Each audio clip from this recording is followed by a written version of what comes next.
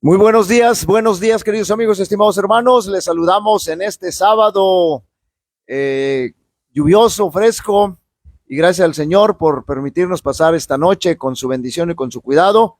Queremos extenderles a todos una cordial bienvenida y también desearles un feliz sábado en esta ocasión para continuar con este programa, La Hora del Espíritu de Profecía. La Hora del Espíritu de Profecía. Les rogamos que nos ayuden a compartir estos mensajes que difícilmente van a encontrar en otros lados en este formato. Así que les invitamos para que podamos unirnos y podamos compartir el mensaje. Voy a invitarles para que inclinemos el rostro, vamos a orar al Señor. Querido y amante Padre, que moras en el cielo, santificado sea tu nombre. Agradecemos, Señor, por el cuidado, por la bendición, por el don de la vida que nos da, Señor, porque permites en tu grande amor y misericordia que podamos estar en estos momentos y podamos invocar tu nombre, alabarte y escuchar tu palabra. Señor, dirígenos con el poder de tu Espíritu Santo, manifiéstate en tu iglesia, manifiéstate en los hogares y permite, Señor, que tu palabra pueda alumbrar a todos aquellos que necesitan la luz. En el nombre de Jesús, amén. Amén. Muy bien. Vamos, antes de entrar, como siempre, a decir el resumen de la lección de escuela sabática, la número 9, que estudiamos durante esta semana y que se tituló Vivir la Ley. Para poder vivir la ley, nosotros, en primer lugar, tenemos que permitir que nuestra vida sea dirigida por el poder del Espíritu Santo. Eso es indiscutible. Pero para poder estar conscientes de lo que la ley significa, ya dijimos que la santa ley de Dios, los 10 mandamientos, todos los mandamientos, incluyendo el cuarto, no hay nadie que pueda desechar el cuarto mandamiento, aunque una gran multitud de la humanidad lo hace, pero no tiene ningún fundamento, ninguna razón para hacerlo. Bueno, todos los 10 mandamientos es el conjunto de una ley de amor. Por eso está dividida en 2 tablas de piedra de zafiro, de color azul, bonito, hermoso, como lo vamos a estudiar ya esta próxima semana. Entonces, los primeros 4 mandamientos que vienen en la primera tabla, nosotros manifestamos al guardarlos, al obedecerlos, manifestamos el amor a nuestro Dios.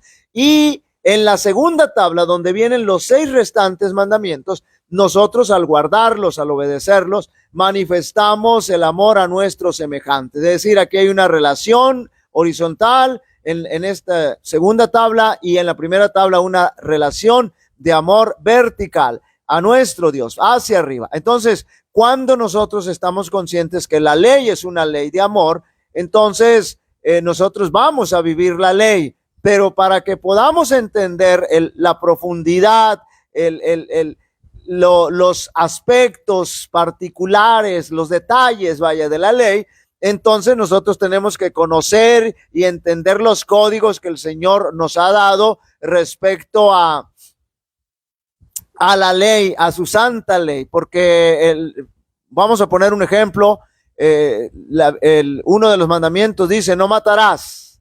El 6º mandamiento dice, no matarás.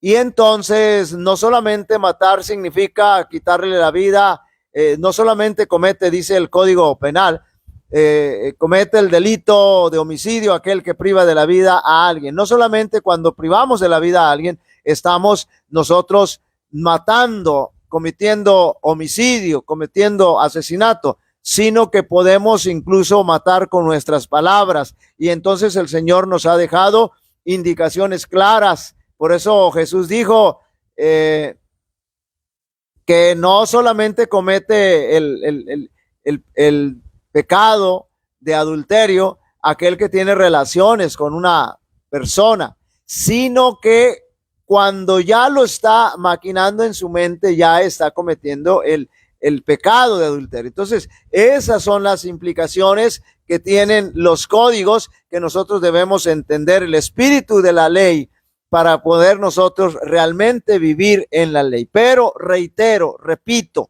enfatizo y recalco, la forma como nosotros vamos a poder guardar los mandamientos es abriendo el corazón a Cristo Jesús, permitiendo que el Señor haga esa obra maravillosa a través del poder del Espíritu Santo y entonces implante en nuestros corazones la santa ley, ya no en tablas de piedra, sino en nuestro corazón. Muy bien. Vamos a continuar adelante, estamos estudiando el tercer capítulo del deseo de todas las gentes, que se titula Una era de tinieblas espirituales. Y hacíamos la pregunta, ¿por qué razón se sume la humanidad en esas tinieblas espirituales? ¿Por qué? Y bueno, la respuesta la vamos a dar. La respuesta es porque apartaron la Biblia, porque hicieron a un lado la palabra. Y cuando nosotros, la palabra de Dios, y cuando nosotros hacemos a un lado la palabra de Dios, no hay posibilidades de que vivamos en la luz. No hay posibilidades de que podamos ser dirigidos por el Señor, sino todo lo contrario. Vamos a vivir en las tinieblas y vamos a ser dirigidos y atrapados y usados por el enemigo. Vamos a continuar donde nos quedamos. Pero no paró aquí la obra del jefe engañador. Estamos hablando de Lucifer, había resuelto reunir al mundo cristiano bajo su bandera y ejercer su poder por medio de su vicario, es decir, los instrumentos que Satanás está utilizando, porque recuerden que dijimos el sábado pasado, vean lo que dice Apocalipsis 13:5. Entonces, pero no paró aquí la obra del jefe engañador. Había resuelto reunir al mundo cristiano bajo su bandera y ejercer su poder por medio de su vicario, el orgulloso pontífice que aseveraba ser el representante de Cristo. Realizó su propósito valiéndose de paganos semiconvertidos, de prelados ambiciosos y de eclesiásticos amigos del mundo. Convocábase de vez en cuando grandes concilios en que se reunían los dignatarios de la iglesia de todas partes del mundo. Casi en cada concilio, el día de reposo que Dios había instituido era deprimido un poco más, en tanto que el domingo era exaltado en igual proporción. Así fue como la fiesta pagana llegó a ser honrada como institución divina, mientras que el sábado, note bien, de la Biblia era declarado reliquia del judaísmo y se pronunciaba una maldición sobre sus observadores.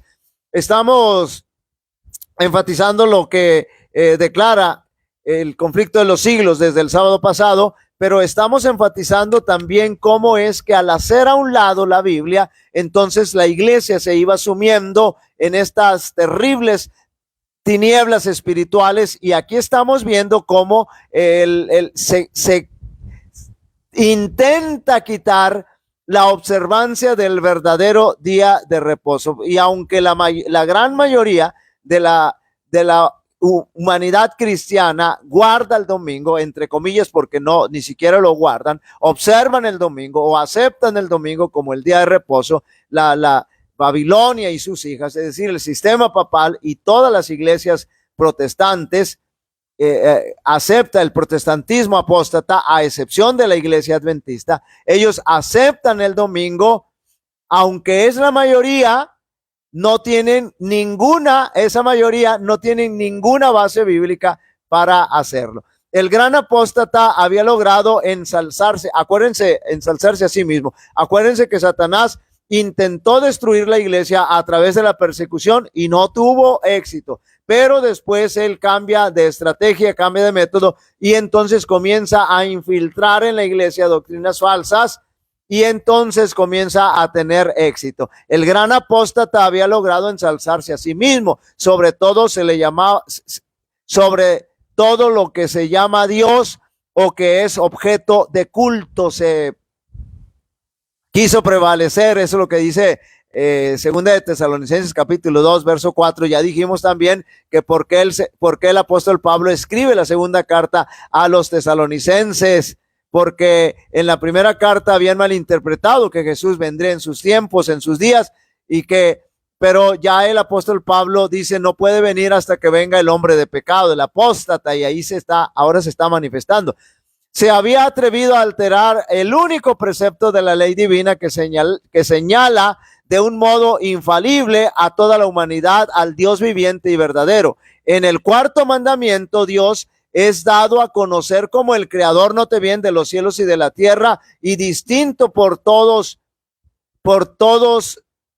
por lo tanto, perdón, voy a repetir esta expresión. El cuarto mandamiento de Dios es dado a conocer como el creador de los cielos y de la tierra y distinto, por lo tanto, a todos los dioses falsos. Yo siempre he dicho, y lo hemos estado mencionando reiteradas veces, que si usted acepta a Dios como creador, pues entonces también tiene que aceptar el cuarto mandamiento, porque el cuarto mandamiento nos recuerda a nuestro creador, pero también nos recuerda a nuestro redentor y a nuestro sustentador. Así que no hay ninguna excusa, no hay nada que pueda excusarnos para decir yo no tengo que guardar el sábado porque eso era para los judíos, porque el Señor no me lo dio a mí, etcétera.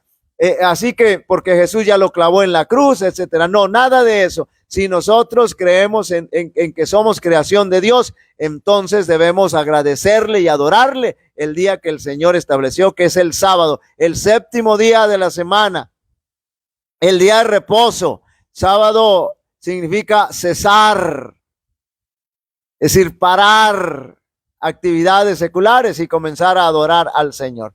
Entonces, como monumento conmemorativo, note bien, de la obra de la creación fue santificado el séptimo día como día de descanso para el hombre. Estaba destinado a recordar siempre a los hombres que el Dios viviente es fuente de toda existencia y objeto de reverencia y adoración. Satanás se esfuerza por disuadir a los hombres de que se sometan a Dios y obedezcan a su ley. Y por lo tanto, dirige sus golpes especialmente contra el mandamiento que presenta a Dios como el creador. Entonces se dan cuenta por qué Satanás odia tanto el sábado, por qué está en contra del sábado, por qué pretende quitarlo de en medio y por qué está engañando a la gente.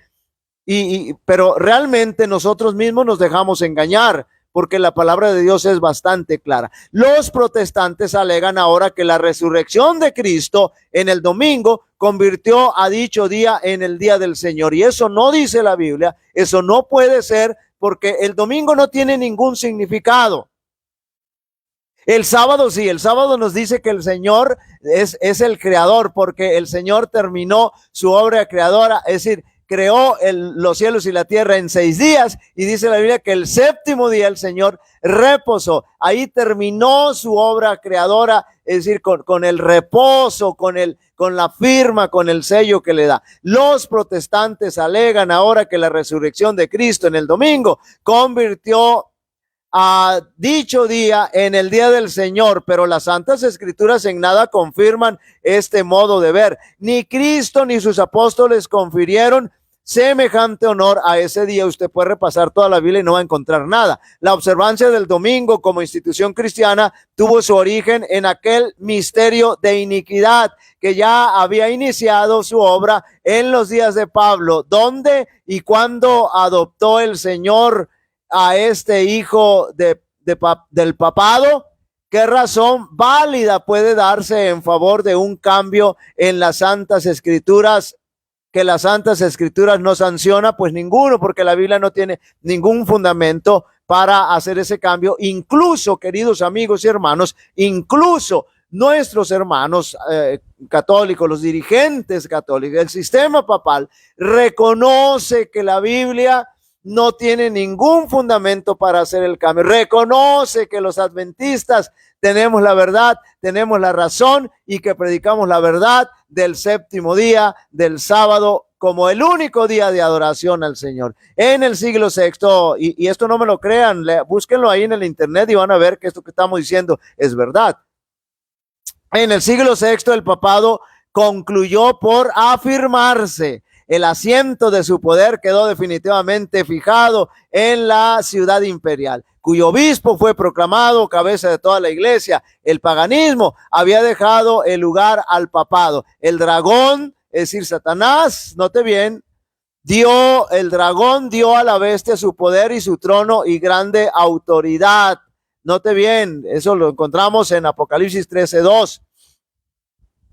Entonces, empezaron a correr los 1260 años de la opresión papal predicha en la profecía de Daniel y en Apocalipsis, de acuerdo a Daniel 7:25, de acuerdo a Apocalipsis capítulo 13, versos 5 al 7. De paso, los 1260 días proféticos y años literales se registran en las Sagradas Escrituras también como 42 meses. Es lo mismo, 1260 días o años. Y también se presenta como tiempos y la mitad de un tiempo, que es lo mismo también, 1260 años. Los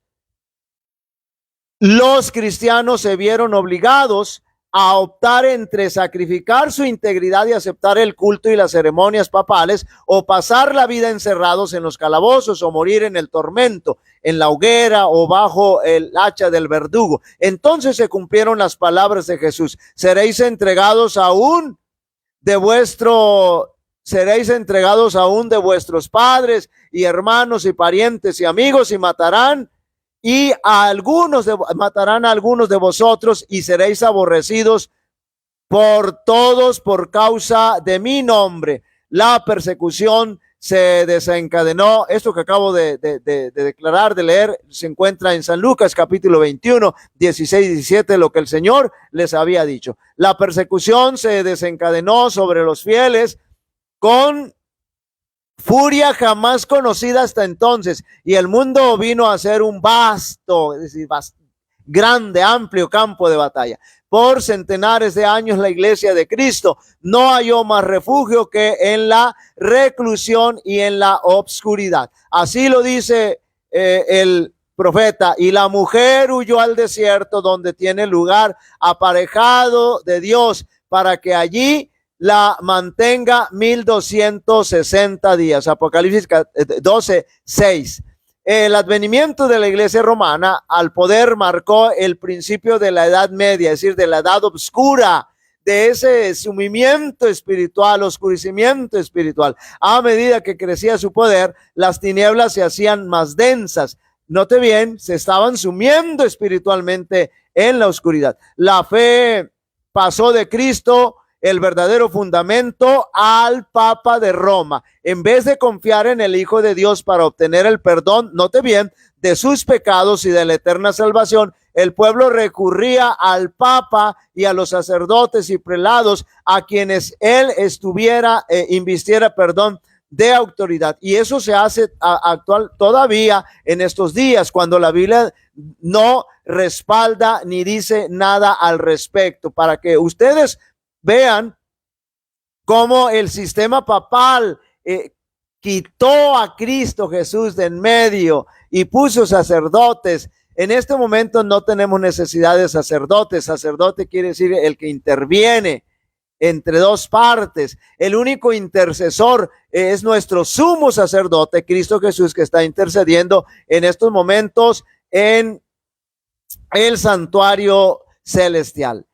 Entonces, repito, en vez de confiar en el Hijo de Dios para obtener el perdón de sus pecados y la salvación eterna, el pueblo recurría al Papa y a los sacerdotes y prelados, a quienes él invistiera de autoridad. Se le enseñó que el Papa era su mediador terrenal y que nadie podía acercarse a Dios sino por medio de él. Esas son falsas enseñanzas, falsas doctrinas. Y andando el tiempo se les enseñó también que para los fieles el Papa ocupaba el lugar de Dios. Note bien, eso es blasfemia, y por lo tanto debían obedecerle implícitamente, es decir, ocupar el lugar de Dios y perdonar pecados. Eso es blasfemia, y la Biblia lo deja con toda claridad establecido.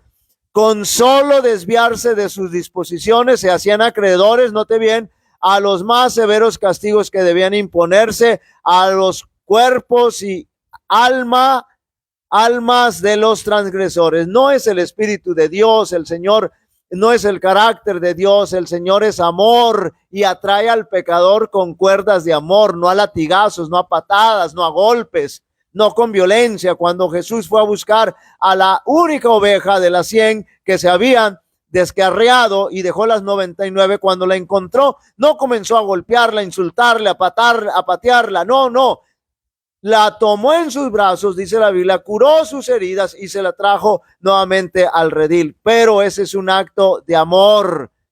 No así este individuo que se decía y que se dice ser representante o de ocupar el lugar de Dios aquí en la tierra. Así fueron los espíritus de los hombres desviados de Dios, dirigidos hacia los hombres falibles, es decir, que fallan y crueles. Sí, aún más hacia el mismo príncipe de las tinieblas que ejercía su poder por intermedio, es decir, eran arrastrados a Satanás.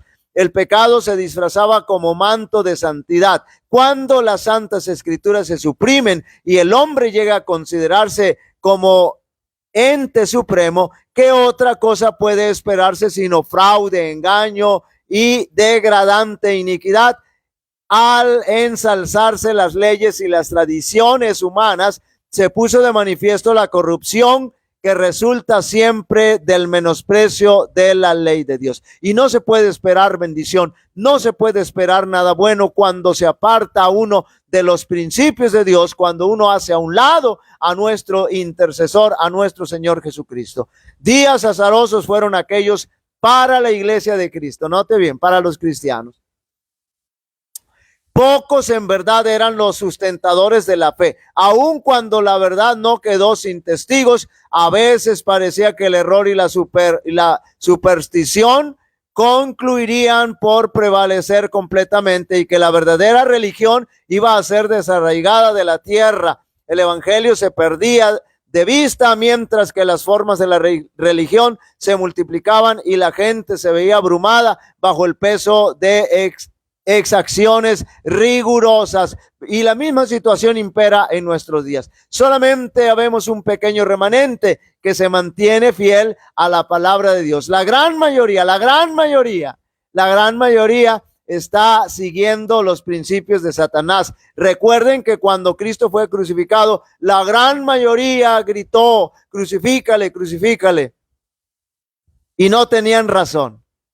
Y la gran minoría ni siquiera fue escuchada. Actualmente la gran mayoría predica falsedades y la gran minoría se mantiene en la verdad y predica la verdad, pero también es ignorado. No solo se les enseñaba a ver al Papa como en el Papa su mediador, sino aún confiar en sus propias obras para la expiación del pecado. Note bien.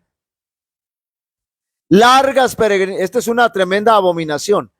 Largas peregrinaciones, obras de penitencia, la adoración de reliquias, la construcción de templos relicarios y altares, la donación de grandes sumas a la iglesia. Todas estas cosas y muchas otras parecidas les eran impuestas a los fieles para aplacar la ira de Dios o para asegurarse su favor, como si Dios, a semejanza de los hombres, se enojara por pequeñeces o pudiera ser apaciguado por regalos y penitencias. Tan sencillo como esto, queridos amigos y hermanos. Cuando usted peca, pídale al Señor que experimente, que haga en usted experimentar el arrepentimiento, y vaya en oración al Señor, usted directamente con el Señor, y en ese mismo momento que usted está pidiendo perdón, si usted realmente se ha arrepentido sinceramente, el Señor le está perdonando. No tiene que hacer nada, no tiene que ofrecer nada, no tiene que ir con otra persona, usted puede ir directamente con el Señor. Por más que los vicios prevalecieran aún entre los jefes de la iglesia romana, la influencia de esta parecía ir siempre en aumento. A fines del siglo VIII, los partidarios del Papa empezaron a sostener que en los primeros tiempos de la iglesia tenían los obispos de Roma el mismo poder espiritual que a la fecha se arrogaban. Note bien, para dar a su acerto visos de autoridad, había que valerse de algunos medios que pronto fueron sugeridos por el padre de la mentira, es decir, Satanás. Los monjes fraguaron viejos manuscritos, se descubrieron decretos conciliares de los que nunca se había oído hablar hasta entonces y que establecían la supremacía universal del Papa desde los primeros tiempos. Y la iglesia que había rechazado la verdad, aceptó con avidez estas imposturas, es decir, falsos documentos y bueno, toda una trama, como siempre ustedes saben que Satanás es el padre de la mentira y así trabaja. Los pocos fieles que identificaban sobre el cimiento de la verdad estaban perplejos y trabados, pues los escombros de las falsas doctrinas entorpecían el trabajo, como los constructores de los muros de Jerusalén en tiempo de Nehemías. Algunos estaban por exclamar: las fuerzas de los acarreadores se han enflaquecido y el escombro es mucho y no podemos edificar el muro.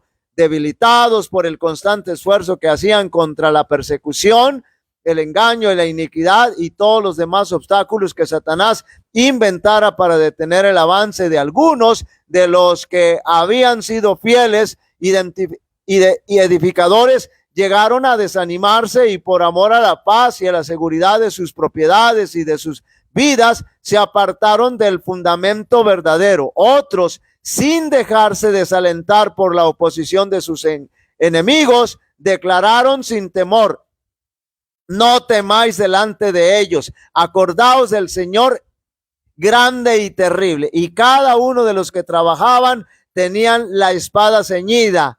En todo tiempo el mismo espíritu de odio, note bien, y de oposición a la verdad inspiró a los enemigos de Dios y a los siervos de él. Necesitaron la misma vigilancia y fidelidad. La palabra de Cristo, las palabras de Cristo a sus primeros discípulos se aplicarán a cuantos le sigan hasta el fin de los tiempos. Y lo que os digo a vosotros, a todos lo digo: velad. Muy bien, vamos a continuar. Las tinieblas parecían hacerse más densas. Acuérdense que estaban sumiendo espiritualmente, en una oscuridad espiritual. La adoración de las imágenes se hizo más general. Se les encendían velas y se les ofrecía oraciones. Llegaron a prevalecer las costumbres más absurdas y supersticiosas. Los espíritus estaban tan completamente dominados por la superstición que la razón misma parecía haber perdido su poder. Mientras que los sacerdotes y los obispos eran amantes de los placeres sensuales, corrompidos, solo podía esperarse del pueblo que acudía a ellos en busca de dirección que siguiera sumido en la ignorancia y en el vicio. Las pretensiones papales dieron otro paso más cuando en el siglo XI el Papa Gregorio VII proclamó la perfección de la Iglesia romana. Note bien, entre las proposiciones que él expuso había una que declaraba que la Iglesia no había errado nunca ni podía errar, es decir, era infalible. Queridos amigos y hermanos, esta es una abominación, porque el único infalible, es decir, el único que no falla, el único que no se equivoca es nuestro Dios. Nosotros como seres humanos estamos llenos de fallas. Entre las proposiciones que él expuso había una que declaraba que la Iglesia no había errado nunca ni podía errar, según las Santas Escrituras. Pero la Biblia no respalda absolutamente nada eso. Pero las pruebas de la Escritura faltaban para apoyar el acerto, pues si nunca los van a encontrar, porque eso no existe en la Biblia. El altivo pontífice proclamaba además que si el derecho de deponer emperadores, declaraba además para sí, el derecho de deponer o de quitar emperadores, y declaraba que ninguna sentencia pronunciada por él debía ser revocada por hombre alguno, pero que él tenía la prerrogativa de revocar las decisiones a todos los demás. El modo en que trató el emperador alemán Enrique IV nos pinta a lo vivo el carácter tiránico de este abogado de la infidelidad papal. Note bien esta experiencia que vamos a leer. Por haber intentado desobedecer la autoridad papal, dicho monarca fue excomulgado y destronado. Aterrorizado ante la deserción de sus propios príncipes que por orden papal fueron instigados a rebelarse contra él, Enrique no tuvo más remedio que hacer las paces con el Papa, con Roma. Acompañado de su esposa y un fiel sirviente, cruzó los Alpes, note bien, en pleno invierno para humillarse ante el Papa. Habiendo llegado al castillo donde Gregorio se había retirado, fue conducido, despojado de sus guardas, a un patio exterior y allí, en el crudo frío del invierno, con la cabeza descubierta, los pies descalzos y miserablemente vestido, esperó el permiso del Papa para llegar a su presencia. Solo después que hubo pasado 3 días, 3 días así, en esas condiciones, ayunando y haciendo confesión, descendió el pontífice condescendió el pontífice en perdonarle, y aún entonces fuele concedido esa gracia con la condición de que el emperador esperaría la venida del Papa antes de reasumir las insignias reales o de ejercer su poder. Y Gregorio, envanecido con su triunfo, se jactaba de que era su deber abatir la soberbia de los reyes. Qué terrible, qué tremendo. Nada que ver con nuestro Dios, que es amor, que es misericordia. Imagínense ustedes, queridos amigos y hermanos, esa persona que se decía ser el representante de Dios en la tierra. Imagínense ustedes por un momento, si Dios realmente fuera así. Nada que ver, el Señor es misericordioso, el Señor ama al pecador, aborrece el pecado, odia el pecado, pero ama al pecador. Cuán notable contraste hay entre el despótico orgullo de tan altivo pontífice y la mansedumbre y humildad de Cristo, quien se presenta a sí mismo como llamando a la puerta del corazón para ser admitido en él y traer perdón y paz, y enseñó a sus discípulos: el que quisiera entre vosotros ser el primero, será vuestro siervo. Cuánta humildad, cuánto amor de parte de Cristo Jesús. Los siglos que se sucedieron presenciaron un constante aumento del error en las doctrinas sostenidas por Roma. Aún antes del establecimiento del papado, se enseñaba que los filósofos paganos habían recibido atención y ejercido influencia dentro de la iglesia. Muchos de los que profesaban ser convertidos se aferraban aún en los dogmas de la filosofía pagana. Note bien, la filosofía no tiene ningún sentido. Y no solo seguían estudiándolos ellos mismos, sino que inducían a otros a que los estudiaran también, a fin de extender su influencia entre los paganos. Así se introdujeron graves errores de la fe cristiana, en la fe cristiana. Uno de los principales fue la creencia de la inmortalidad natural del hombre y en su estado inconsciente después de la muerte. Esta doctrina fue la base sobre la cual Roma estableció la invocación de los santos y la adoración de la Virgen María. De la misma doctrina se derivó también la herejía del tormento eterno para los que mueren impenitentes, y muy pronto figuró el credo papal. Muy pronto figuró en el credo papal. Es tremendo, es terrible cómo hemos visto cómo hay gente que defiende la inmortalidad del alma, diciendo que el alma es inmortal, y no han entendido lo que dice Génesis 2:7, tan sencillo, tan simple, pero cómo Satanás los ha engañado, los ha enmarañado, los ha involucrado en este terrible engaño, y se defiende como si fuera verdad. De este modo se preparó el camino para la introducción de otra invención del paganismo, a la que Roma llamó purgatorio, note bien, y de la que se valió para aterrorizar a las muchedumbres crédulas y supersticiosas. Con esta herejía, Roma afirma la existencia de un lugar de tormento en el que las almas de los que no han merecido eterna condenación han de ser castigados por los pecados, y de donde una vez limpiadas de impureza son admitidas en el cielo. Terribles abominaciones que la Biblia no respalda y que no van con el carácter de Dios. El Señor no se goza ni tiene la intención tampoco de estar viendo sufrir a sus hijos. Eso es mentira, eso no es verdad. Nadie cuando muere se va al cielo, permanece ahí en la tumba y va a esperar la resurrección. Nadie cuando muere se va al infierno por ser tan malo. No, porque no hay infierno. El infierno va a ser hasta que Cristo venga por tercera vez.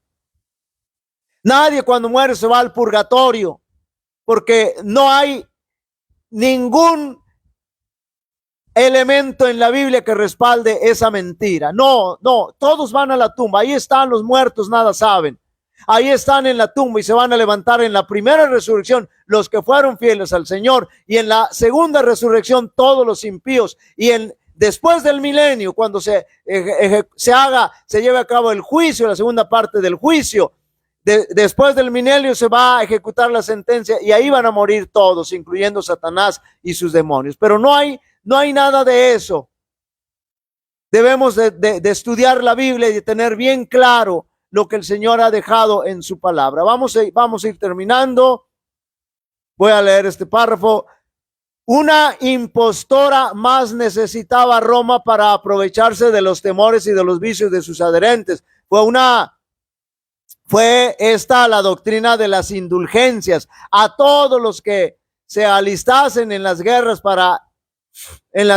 que emprendía el pontífice para extender su dominio temporal, castigar a sus enemigos o exterminar a los que se atreviesen a negar su supremacía espiritual, se concedía plena remisión de los pecados pasados, presentes y futuros, y la condenación de todas las penas de castigo y castigos merecidos. Se enseñó también al pueblo que por medio de pagos, note bien, hechos a la iglesia, podía librarse uno de los pecados y podría librarse uno del pecado y librar también a las almas, escuchen bien, de sus amigos difuntos entregadas a las llamas del purgatorio. Por estos medios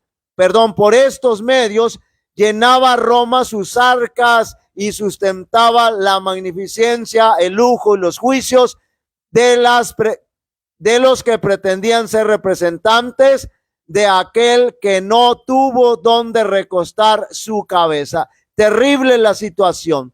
Desde entonces la terrible corrupción. Imagínense ustedes, engañar a la gente, manejar a la gente con esos engaños para tenerlos en sus manos. Eso es lo que han hecho muchos políticos que han aprendido de ahí, y porque han nacido en ese medio corrupto, en ese medio de engañar satánico. Muy bien. La institución bíblica, bueno, vamos a dejarle hasta ahí, porque no queremos correr. Esto es tan importante y es tan sustancioso y tan lleno de verdad, donde se declara expresamente la mentira del sistema papal. Muy bien, vamos a dejarle hasta ahí. Ahora yo quiero reiterar que este mensaje no va en contra de nuestros hermanos católicos, los fieles católicos que día con día van a misa, que andan en las procesiones. No, estamos predicando para que ellos, no tenemos nada en contra de ellos, los amamos y queremos que lleguen al conocimiento de la verdad. Por eso estamos predicando. Pero sí estamos diciendo enfáticamente la verdad en contra del sistema papal, porque ellos conocen la verdad, porque ellos están engañando abiertamente a sus feligreses. Por eso en algún momento del futuro, cuando ya el tiempo de gracia, la puerta de la gracia haya cerrado, y entonces toda esa multitud que no aceptó la verdad se den cuenta de que realmente los adventistas tenían razón, que la Biblia tiene razón, que estábamos predicando la verdad, entonces se volcarán en contra de esos mentirosos pastores, sacerdotes, en contra del Papa, en contra de todos los que se involucraron en mentir y engañar a la humanidad. Muy bien, vamos a inclinar el rostro y vamos a orar. Querido y amante Padre que moras en el cielo, santificado sea tu nombre. Te agradezco, Señor, infinitamente por la oportunidad que nos das de predicar la verdad. Te rogamos, Señor, que pueda llegar a los rincones más oscuros, a las mentes más oscuras, Señor, y que pueda alumbrarles con la bendición de la verdad, Señor. Bendice tu iglesia también, Señor, porque estamos también ignorando muchas cosas, porque no nos dedicamos a estudiar, Señor, a la luz que tú nos has dado. Te rogamos que nos bendigas en este sábado, nos dirijas con el poder de tu Espíritu Santo y nos permitas, querido Dios, poder ser instrumentos de bendición. Perdona nuestras faltas, somos terriblemente pecadores, pero te rogamos que nos ayudes a crecer en santidad. En el nombre de Jesús lo pedimos y lo agradecemos. Amén. Amén. Muy bien, queridos amigos y hermanos, agradecemos que nos acompañen y también les rogamos que nos ayuden a poder compartir estos mensajes. Que Dios les bendiga y que disfruten de este santo sábado.